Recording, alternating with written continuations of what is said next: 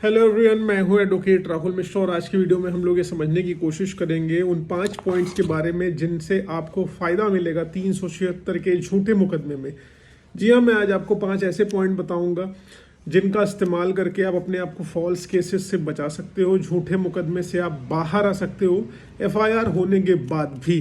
देखिए, आज की डेट में क्या हो रहा है कि लड़का लड़की आपस में कंसेंट से सेक्सुअल रिलेशनशिप इस्टेब्लिश करते हैं, दोनों लोगों के बीच में सब कुछ सहमति से होता है। लेकिन एक टाइम पीरियड आता है जहाँ पर लड़के की कोई अच्छी नौकरी लग जाती है या उसका कहीं सिलेक्शन हो जाता है या प्राइवेट या गवर्नमेंट में अच्छा पैकेज पाने लगता है या कुछ भी रीज़न की वजह से दोनों लोगों के बीच में आपस में कन्फ्लिक्ट क्रिएट हो जाता है। लेकिन उस कन्फ्लिक्ट को बातचीत से सुलझाने के बजाय लड़की 376 के एलिगेशंस लगाती है और उसको वेपन के तौर पे इस्तेमाल करती है, हथियार के तौर पे इस्तेमाल करती है उस पर्टिकुलर मामले को सेटल करने के लिए। जैसे पैसे का लेन देन आपस में दोनों लोगों में हो सकता है, लड़के ने अनलिमिटेड पैसे उनके अकाउंट में भेज दिए हों और उसके बाद उन पैसों की रिकवरी करना चाहता हो तो भी वो 376 के एलिगेशन लगा सकती हैं। या फिर उन लोगों का पहले से कोई प्रॉपर्टी का विवाद चल रहा हो या किसी व्यक्ति के साथ उनके घर परिवार में उनका जो है कोई मुकदमा आपस में पहले से चल रहा हो, सिविल सूट हो सकता है या क्रिमिनल नेचर के मुकदमे आपस में पहले से चल रहे हो, ये सारी चीज़ें उनके विरुद्ध पहले से आपस में हो सकती हैं। इन्हीं सब रीजंस की वजह से जर्नली फॉल्स केस 376 के लिखाए जाते हैं। अब ऐसे जो है फॉल्स केसेस के मैटर में 5 पॉइंट जो मैं आपको बताने जा रहा हूँ उससे आपको क्लियर हो जाएगा कि आपका केस कितना स्ट्रांग है या वीक है। लेकिन डिटेल में बात करूँ उससे पहले मेरी आपसे रिक्वेस्ट है कि अगर आप लोग चैनल पर नए हैं या पहली बार आ रहे हैं या अभी तक आप लोगों ने इसे सब्सक्राइब नहीं किया तो प्लीज़ सब्सक्राइब करिएगा। साथ ही साथ एक हम्बल रिक्वेस्ट है कि अगर आप मुझसे पर्सनली मिलना चाहते हैं लखनऊ, दिल्ली, इलाहाबाद में तो अपनी अपॉइंटमेंट शेड्यूल कराकर मुझसे मिल सकते हैं। नंबर आपको डिस्क्रिप्शन में मिल जाएगा। जी हाँ, आज के वीडियो में मैं बता रहा हूँ, देखिए क्या चीज़ें हैं। एक चीज़ और ये, डायरेक्ट कॉल कतई मत करिएगा। नंबर मैं इसलिए देता हूँ ताकि आप लोगों की हेल्प हो सके और मैं प्रॉपर गाइडेंस आपको दे सकूं। लेकिन डायरेक्ट कॉल ना करें, पहले अपॉइंटमेंट कराएं। जिनको नीड है डेफिनेटली उनके साथ हम खड़े होंगे। चलिए वीडियो हम लोग स्टार्ट करते हैं। देखिए, सबसे पहली चीज़ आपको आपकी एफआईआर में ये देखना है कि आपका केस कितना मजबूत है या कितना कमज़ोर है। ये कैसे आपको पता चलेगा? आप कहोगे स्ट्रॉन्ग या वीक, हम कैसे एनालाइज करेंगे कि हमारा केस है? अब आपको जो लड़की ने आपके विरुद्ध एलिगेशन लगाए हैं, एफआईआर दिखाई है, उस एफआईआर के वर्जन को पढ़ना है। उसमें देखना है कि लड़की ने कोई specific time, date, place mention करी है या नहीं करी है। ठीक है, स्पेसिफिक अगर उसने टाइम बताया है कि इतने बजे उसके साथ शारीरिक संबंध किसी व्यक्ति ने बनाए या इस लोकेशन में, इस होटल पर, इस घर में, इस कमरे में बताया है, यानी कि स्पेसिफिक प्लेस पर, specific time, specific date, specific place अगर उस लड़की ने मेंशन नहीं किया हुआ तो कहीं ना कहीं ये माना जाएगा कि ये एफआईआर फैब्रिकेटेड हो सकती है। क्योंकि जिस व्यक्ति के साथ इतना बड़ा हादसा हो रहा है वो व्यक्ति जिस स्थान पर उसके साथ हो रहा है, जिस जगह पर उसके साथ हो रहा है, जिस समय उसके साथ हो रहा है, उसको भूल नहीं सकता है। इट मीन्स कि उसने फॉल्स एलिगेशंस लगा रखे हैं, झूठी एफआईआर लिखा रखी है।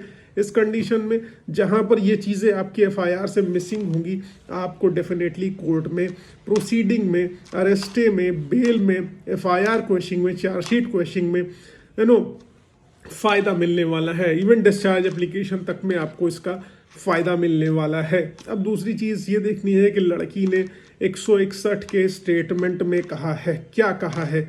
161 का स्टेटमेंट, 164 का स्टेटमेंट और एफआईआर के वर्जन में क्या कॉन्ट्राडिक्शन है। यानी कि क्या लड़की ने एफआईआर की ही बात 161 में भी कही है और 164 में कही है, या एफआईआर का वर्जन 161 का वर्जन, यानी 161 का स्टेटमेंट जो पुलिस के समक्ष होता है, दूसरा 164 का स्टेटमेंट जो मजिस्ट्रेट साहब के सामने होता है, उसमें कितने डिफरेंसेस हैं, क्या डिफरेंसेस हैं, क्या भिन्नता है, क्या अलग उसने उनमें कहा है।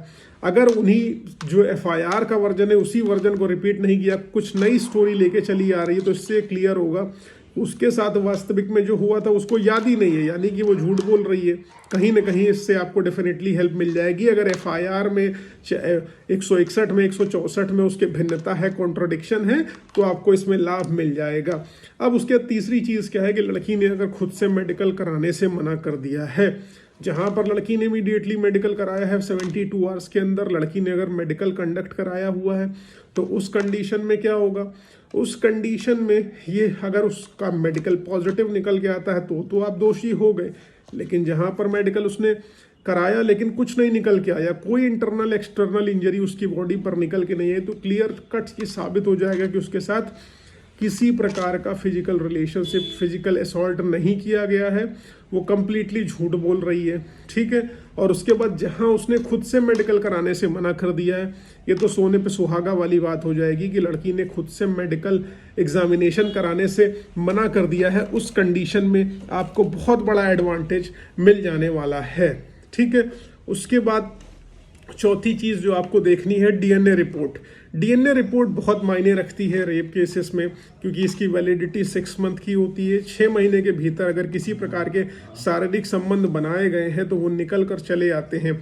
अगर डीएनए रिपोर्ट पॉजिटिव आती है तो भाई आप दोषी हो। अगर डीएनए रिपोर्ट नेगेटिव आती है तो आप दोष मुक्त होने के अधिकारी हो और आपको बहाल किया जा सकता है, बरी किया जा सकता है, सजा मुक्त किया जा सकता है, क्योंकि डीएनए रिपोर्ट बहुत बड़ा एस्पेक्ट है, बहुत बड़ा रोल प्ले करता है आप किसी को कन्विक्ट कराने में या एक्विटल कराने में। ठीक है। उसके बाद अगर लड़की ने 5वीं चीज़ रेप के एलिगेशन लगाए हैं तो उसके पहने हुए कपड़ों को, अंतर वस्त्रों को की जांच जो है अपोजिट पार्टी से, यानी कि लड़के के पहने हुए अंतर वस्त्रों से सैम्पलिंग करी जाती है, और सैम्पलिंग अगर नहीं मैच होती है तब आपकी प्रोटेक्शन सिक्योर की जा सकती है।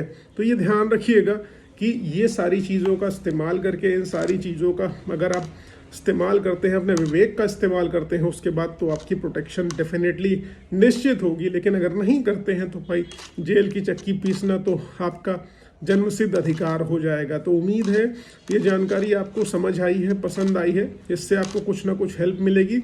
अगर ऐसा कुछ है तो प्लीज़ वीडियो को लाइक शेयर सब्सक्राइब करना डेफिनेटली आप करोगे ही। और दूसरी चीज़, फेसबुक, इंस्टाग्राम, ट्विटर पर अभी तक आप मुझसे नहीं जुड़े हैं तो वहाँ जुड़े, लिंक आपको डिस्क्रिप्शन में मिल जाने वाला है। Thank you so much. जय हिंद, जय भारत।